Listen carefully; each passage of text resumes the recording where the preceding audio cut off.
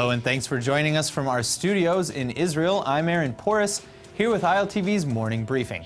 Prime Minister Netanyahu continues his historic tour of Latin America today, the first ever visit of a sitting Israeli Prime Minister to the region. Hailing a new era of diplomatic relations, the president of Argentina has just hand-delivered Israel a treasure trove of unseen Holocaust documents detailing Argentina's role in aiding Nazis after World War II.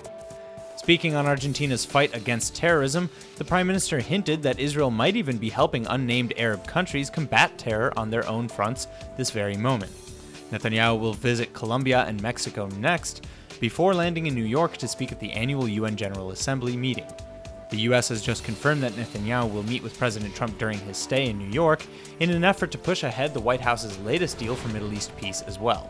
But President Trump's peace efforts are now under fire by someone who knows more than a little about that subject, and that would be former President Jimmy Carter, who oversaw the Israel-Egypt peace treaty of 1979. President Carter called Trump's progress practically hopeless and accuses Netanyahu of having no intention at all for a two-state solution. Regardless, all eyes are on the Israeli Prime Minister right now as he continues his tour throughout the week. A new study about the attitudes on Israel and Jews held by the British people, and one of the largest of its kind, has just been conducted, and the results might be a little worrying for some. According to the survey, which was conducted online and in person, 1 in 3 Britons holds at least one anti-Semitic attitude, and more than half would support at least one hardline anti-Israel statement. That being said, the study also concluded that the levels in Britain sound scarier than they are. It says that only 6% of Britons believe Israel has no right to exist, and less than 10% support BDS.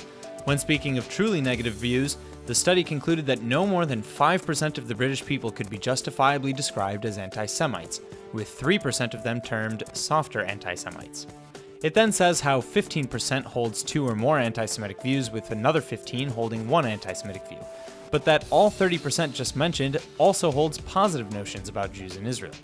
Basically, the results, according to the report's author, Dr. Daniel Statesky, shows that Britain's views are complex, but that levels of anti-Semitism in Great Britain are, quote, among the lowest in the world. British Jews constitute a religious and ethnic group that is seen overwhelmingly positively by the absolute majority of the British population, end quote. Indeed, the report shows that nearly 70% of Britons hold good opinions of Jews, and 20% more have no opinion at all.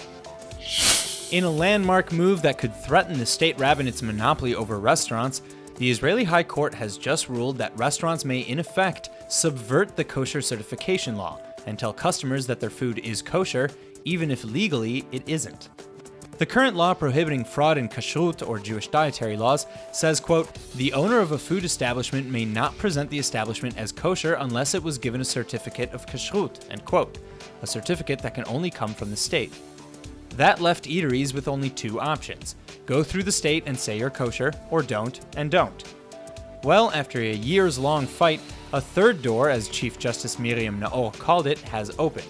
Writing yesterday for the majority view, Naor said, quote, assuming it's telling the truth, nothing prevents a food establishment from clarifying that the meat it serves was purchased from a slaughterhouse that carries kosher certification, and that the fish it serves are only those with fins and scales as required by kosher laws. Such presentation would be akin to a food establishment saying it carries only vegetarian food, end quote. Apparently, as Naor continued to write, as long as the direct presentation of the establishment itself as kosher is avoided, an uncertified restaurant could simply describe its practices, and then each person, according to their preferences and levels of strictness, can decide to eat there or not.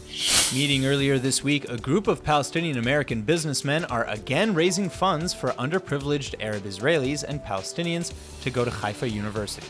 The Palestinian Student Scholarship Fund was first created in 2015 and to date has helped over 60 Arab students achieve their undergraduate, master's, and PhD certifications. The fund pays for tuition, housing, and living expenses for any student who receives the scholarship. Speaking at the inaugural dinner on Sunday, the founder of the scholarship, Talat Othman, is now attempting to get others like him to pay it forward too. Othman says he wants to encourage all Americans, particularly Palestinian Americans, to support this effort and witness how much hope and how much impact even a small contribution can make, ultimately encouraging other groups and cities throughout the country. Well, it sounds like a lot of people will want to sign up to help this worthy cause too, as Haifa University President Ron Robin, who was also at the event, described the program as a model for coexistence both in Israel and the entire region. The rumors are swirling that a historic secret meeting has just gone down in Israel between the Israeli government and the Crowned Prince of Saudi Arabia. The news has just leaked out on Arab media, and if it's true, it would mean a game-changing leap forward for Israeli diplomacy in the Middle East. A visit like this from Saudi royalty is obviously a big deal, considering the two countries have no official relations.